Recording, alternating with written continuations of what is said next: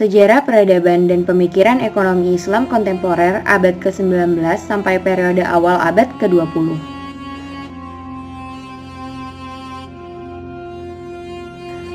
Pada akhir abad ke-18, gerakan-gerakan reformis terbagi menjadi tiga, yaitu gerakan tradisional, rekonsiliasi, dan sekularisasi. Gerakan tradisional merupakan gerakan untuk kembali ke Al-Quran dan Sunnah secara ketat. Gerakan ini dibagi lagi menjadi Wahabiyah, Idrisi, Sanusiyah, dan Mahdiyah. Selanjutnya, gerakan rekonsiliasi. Pada saat dunia Islam berada di bawah pendudukan Perancis, Italia, dan Inggris sejak pertengahan abad ke-19.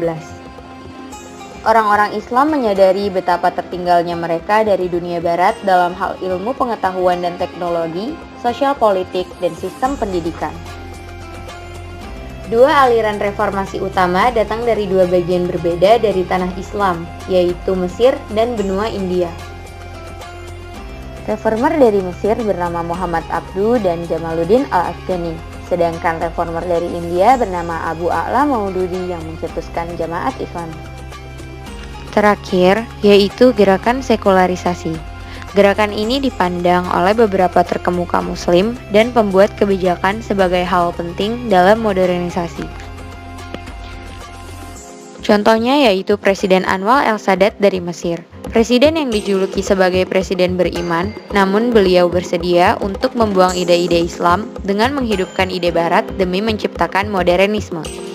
Pendukung utama gerakan ini adalah Qasim Amin yang merupakan Muslim pertama yang mengkritik tentang poligami, perceraian, dan kerudung wanita. Selanjutnya yang mendukung sekularisme di Mesir adalah Taha Hussein. Beliau berpendapat mengenai perlunya pemisah antara agama dan politik untuk menciptakan modernisasi masyarakat yang lebih baik. Akibat dari adanya gerakan-gerakan reformasi pada akhir abad ke-19 memiliki dampak besar terhadap kebangkitan Islam di abad ke-20. Berkat adanya gerakan-gerakan tersebut, umat muslim menjadi yakin bahwa Islam dapat kembali berjaya. Kebangkitan Islam pada segi ekonomi bermula dari bermunculannya banyak literatur mengenai ekonomi Islam dan pendirian bank-bank yang berdasarkan dengan syariat Islam. Sedangkan kebangkitan Islam pada segi politik diawali dengan kemerdekaan negara-negara dunia Islam dari pendudukan negara barat, seperti Afghanistan, Irak, Mesir, Kuwait, dan Sudan yang dijajah oleh Inggris. Namun setelah kemerdekaan negara-negara Islam tersebut, bukan berarti dunia Islam langsung bangkit kembali. Negara-negara Islam harus menghadapi pertempuran dengan sekularisasi, di mana pada saat itu tidak adanya kebijakan ekonomi, sosial, maupun politik yang berlandaskan dengan ajaran Islam dan masih dipengaruhi oleh pemikiran-pemikiran Barat. Seiring berjalannya waktu, gerakan sekularisasi dianggap tidak berhasil membawa kejayaan Islam. Hal ini ditandai dengan kemunduran politik di negara Islam di Timur Tengah serta kekalahan Arab Islam melawan Israel yang berlangsung 6 hari pada tahun 1967. Kekalahan ini menjadi hinaan besar bagi Muslim Arab karena seluruh Sinai Mesir, daratan tinggi Suriah, dan tepi barat Yordania termasuk Yerusalem direbut oleh Israel. Akibatnya, umat muslim mengintrospeksi diri dan menyadari bahwa aliran sekularisasi membawa mereka menjauh dari ajaran agama Islam yang sepenuhnya. Serta gerakan Islam murni mulai mendapatkan dukungan kembali yang kemudian dikenal sebagai revivalisme Islam. Revivalisme Islam merupakan kelahiran kembali Islam dan ilmu ekonomi Islam pada era kontemporer. Revivalisme Islam ditandai dengan kebangkitan organisasi sosial politik seperti Organization of Islamic Conference atau OIC yang didirikan pada tahun 1969 dan bertujuan untuk melindungi kepentingan dan memastikan kemajuan dan kesejahteraan rakyat negara Islam yang terdaftar dan orang-orang muslim di seluruh dunia. Pada bidang ekonomi ditandai dengan yang pertama, pembentukan Islamic Development Bank atau IDB yang kemudian berganti nama menjadi ISDB. Bank ini didirikan pada tahun 1975 yang bertujuan untuk mendorong pembangunan ekonomi dan kemajuan sosial negara-negara muslim yang sesuai dengan syariat Islam.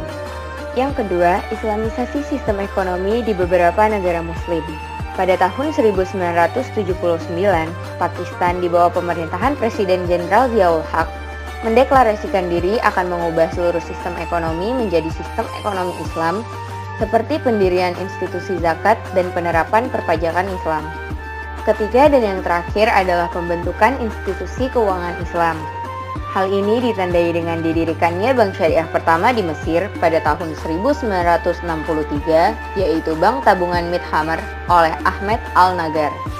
Kemudian pada tahun 1975 didirikan bank syariah kedua, yaitu Dubai Islamic Bank, dan setelahnya banyak disusul oleh institusi keuangan Islam lainnya seperti Kuwait Finance House pada tahun 1977, Jordan Islamic Bank pada tahun 1978, dan Bahrain Islamic Bank pada tahun 1979. Pada bidang pengetahuan, kebangkitan intelektual Islam ditandai dengan penyelenggaraan Konferensi Ekonomi Islam Internasional pertama di dunia yang diselenggarakan di Mekah pada tahun 1976. Konferensi ini dihadiri oleh 200 ekonom muslim dan ulama dari seluruh dunia, serta pendirian lembaga pemikiran Islam dan Universitas Islam Internasional seperti International Institute of Islamic Thought dengan kantor pusat di Virginia, Washington DC, di Islamic Research and Training Institute di Jeddah, Arab Saudi, dan International Islamic University of Malaysia, serta International Islamic University of Islamabad. Berdasarkan informasi yang telah kita ketahui bersama, ilmu ekonomi Islam kontemporer yang ada saat ini dipengaruhi erat oleh gerakan-gerakan reformis pada akhir abad ke-18 dan kemudian dipengaruhi juga oleh adanya revivalisme Islam pada abad ke-20.